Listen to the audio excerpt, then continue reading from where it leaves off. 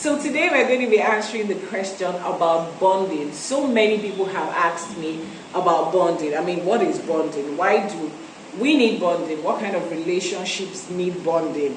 I mean, why do I want to bond with a man? If he wants to go, he can go anyway.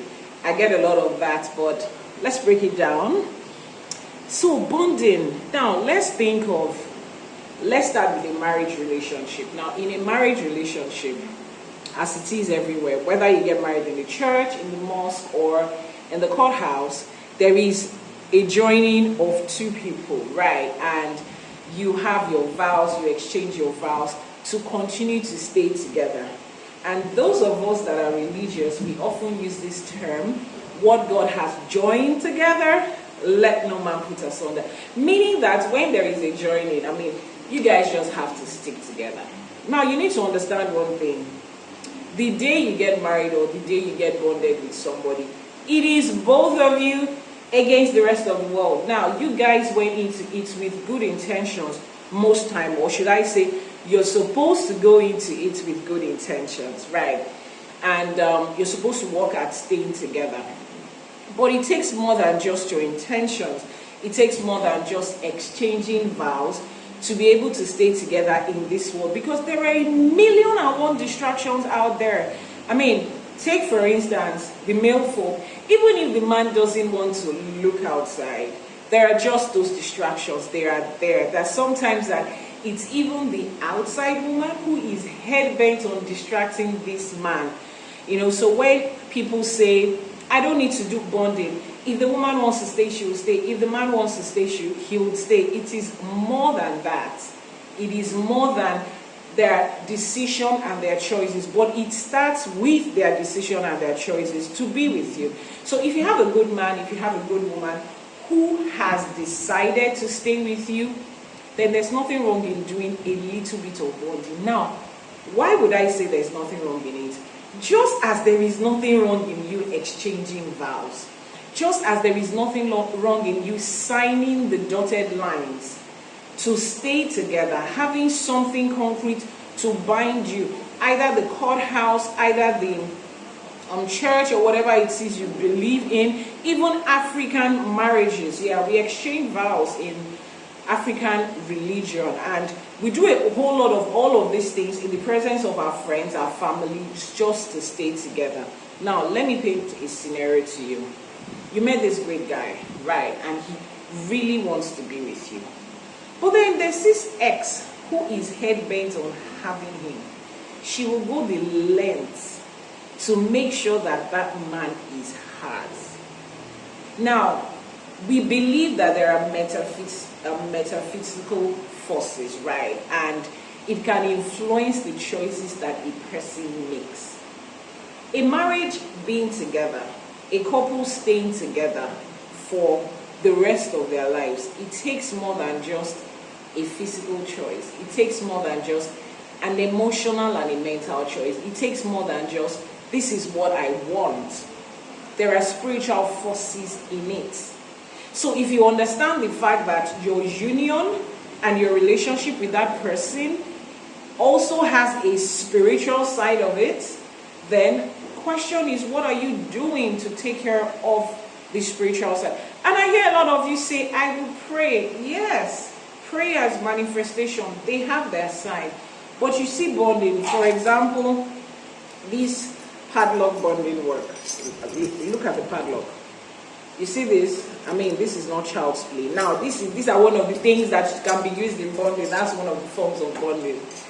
And you know why that is required? Let me tell you. You have these two wooden sticks. You have a super glue or a bond glue, whatever it is, and you put them together like this. They're frozen together, stuck for life. Now, different forces are there to pull them apart, to tear them apart, just like there are different forces there to separate this part of this lock from this part of this lock, and then you start to pull, but they never just go apart until you get these keys. And the keys, in some cases, it could be permanent and it could be temporary. Now, the forces will come to try to separate you, but it will not be able to. Why? Because there has been a bonding. At that time, it is like extra help beyond your choice. Now, listen to me. I am not saying two people are bonded together against their choice. It is extra help. It's like an accountability, right?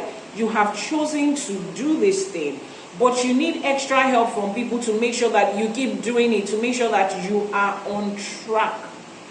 If you understand that in your relationship it is you and your spouse against the rest of the world, then you know that you need some extra help here and there to keep you guys together. And that's where bonding comes in. And you could have it as bonding for short-term relationship, bonding for long-term relationships. You could have it as temporary bonding, as permanent bonding.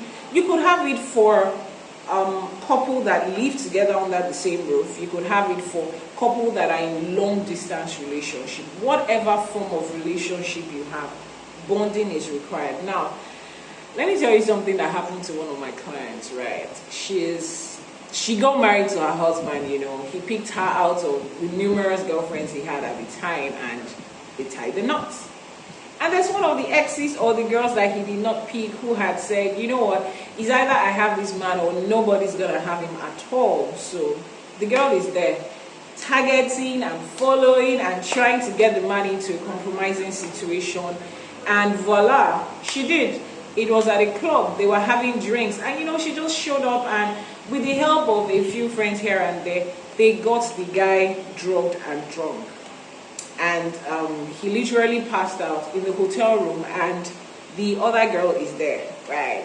And then she does everything that she could to arouse him and make sure that they have something together, intimacy. And she targeted her ovulation period and made sure that she had extra for her ovulation. And boom, she's pregnant. Now, this is absolutely without the man's consent. He didn't even know that happened. And he's like, no, I didn't do anything with you. And his wife is, you did this, you did that, also you broke my heart, so you cheated on me, and this and that, and the baby is born, and there's a DNA, there's a paternity test, and it turns out that it's true. He's responsible for it. So she came to me, and then she's seen another guy at the time because she's in the process of a divorce with her man. And then she's doing a consultation on the new guy. She doesn't want the same thing to happen. And then I do a full reading for her current marriage because they hadn't ended things yet. And I see, your husband is innocent in all of these things. And I tell her, no, it's not possible. They have the same DNA. I said, there is more to this thing. Are you going to allow me to handle it? And she said, okay, I don't mind. I'll give you the last shot. And I did my spiritual work, did my spiritual thing, and the lady came confessing everything she has done step by step. And my client is back to me, the wife, and she's like, can you imagine what happened? This and this and this is what this lady said. Really? I said, yeah, that's how desperate women can be. And that is how you will have lost a good man. Am I saying that if she lost that marriage, she's not going to get married to a great guy? No, she will. But in fairness to that man, would that have been worth it? No. That's how far these things go. And that's why you cannot base the success of your marriage on, oh, he decided to, he's supposed to choose, he's supposed to be able to say no, self-control, the vows we made, your faith in God. All of those good stuff are there and they are basic requirements. But beyond that is the spiritual, the one that you cannot see. Beyond that are other people who did not take the same vows with you. The other woman did not take vows with you. I mean, so many people in marriages act like the day you and your woman took the vows, every other man took the same vow to let her be. No. They didn't. If anything, the day both of you took the vows was the day they took a vow to say, what, we're going to break you up. Like, you guys cannot stand. I mean, if for nothing, I mean, they don't have good relationships, why do they want you to have it? So it's you and your spouse against the rest of the world. And as females are affected, male are affected too. It's both genders, it's not one way. And if you're in a single sex, single gender or same gender marriage or relationship, it's the same thing. So what did we do? I mean, I spoke with her. She had to bring her husband in, and I spoke with the husband, and he said, I mean, finally he's been vindicated, because he's just like, how is he going to live knowing that he didn't do this? He can't even remember doing this, and this is playing out. And there had to be an arrangement of how to raise a child, and they came together and we had to do bonding. Now, somebody is asking, how was bonding supposed to take care of that? There are different forms of bonding. The platform for which this video is being aired will not allow me to mention certain things, but let me just say it in the best way you can understand. There are forms of bonding that is done with the consent of both partners, in which even if the man has been lured in, deceived in, or forced into a compromising situation that would end up jeopardizing his relationship, his manhood will not work at that moment.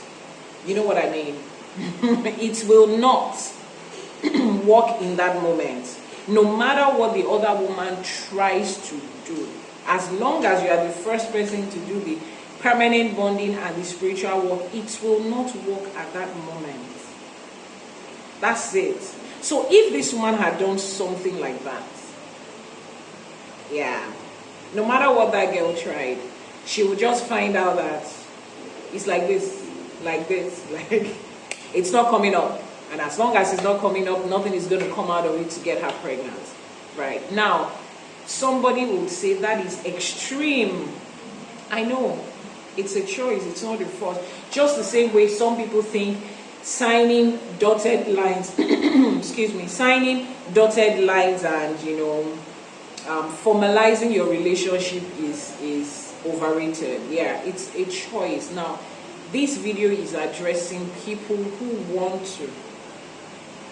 love to keep a marriage, keep a relationship, and do everything within their power, justifiably and reasonably, to help their partners and to help themselves stay together. There's some form of bonding in which both the man and the woman, I mean, it's not like you're not going to see other people. Now, let me even roll this out. You hear a lot of people say, oh, once you do bonding, your husband is not going to see any woman again, your wife is not going to see any man again, he's not going to have feelings for anybody again, nobody will disturb your relationship. That is a lie. That's just marketing gimmicks. You people are still in this world. You don't exist in an imaginary bubble. So men will see your wife, women will see your husband, and they will be interested in them. I mean, you are in a relationship with an exceptional person. You are not the only person that finds them attractive.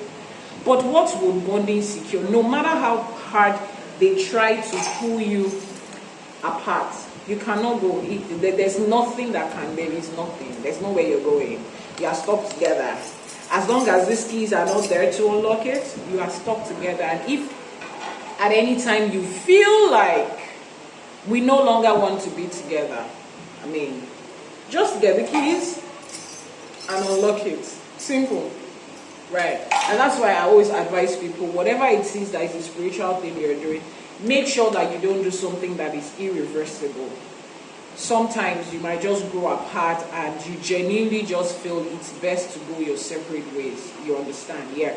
Now, people would always ask, I mean, is that not extreme? Why do you have to go all that length to keep a relationship? Like I said, it's a matter of choice. It's what you want.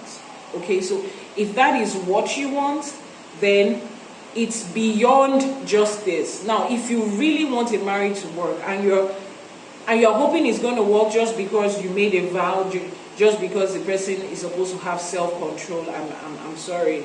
you might just lose what you want. Now, since bonding does not stop other people from seeing you or you from seeing other people, then what does it guarantee? Now, there's another form of bonding, like I said, that helps you and your partner see every other person the way you see your siblings, right? I mean, it's not likely you find your siblings sexually attractive.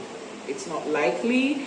It's not likely that you find your blood relatives attractive in that sense. Now, every time your woman sees a man, another man, he sees her like she sees her brother, her father, her uncle. Just pure love. They are hanging out. It's just that. It goes.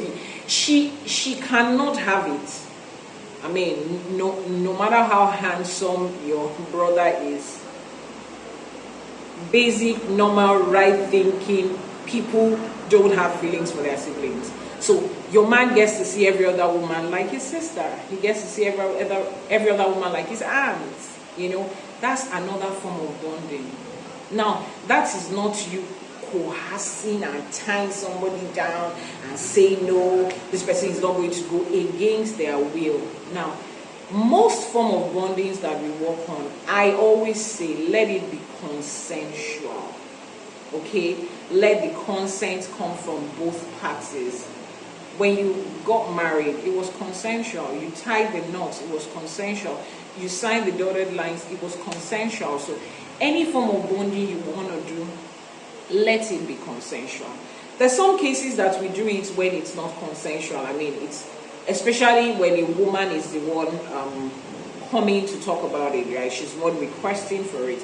What I just make sure I do, and which is the same thing that most genuine and experienced herbalists and spiritualists will do, is that they would make sure that there is a reading, there's a consultation, a deep one, to understand the situation of things, not just based on what this person has come to say, because trust me, I've seen it all. People come to cook up all sort of stories just to make sure that they take somebody's partner and they're bonded with them. I mean, it's just a spiritual vendor that will do that for you, but a practicing, licensed and certified spiritualist will not do that. You get to check, do your reading, check what it is. In fact, these two of them might be great together, like they're good together. And the consultation, the reading might say, you know what, this relationship is not going to last. It's not destined to last. And at that point, trust me, I'll tell you straight up, this is what it is. If you still want to go ahead with it, it is your choice, but you have to be making a choice based on information. So you're making an informed decision. Now, I don't know if you have any other questions about bonding in relationships, but here's how far we can go on this episode. If you have any other questions, please just send it in. Send it in. I'm here to answer all your questions. This is teaching you. Is that okay? This is bringing spiritual knowledge to you. There's nothing hidden. Spirituality should not be hidden. You are seeking spiritual help. It should not just be, oh, I'm going to do this and this for you. That's the solution.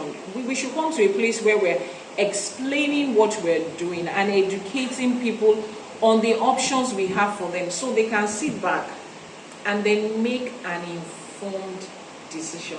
Until next week when I come your way again, it's your girl, Priestess Ewa, saying, see you later.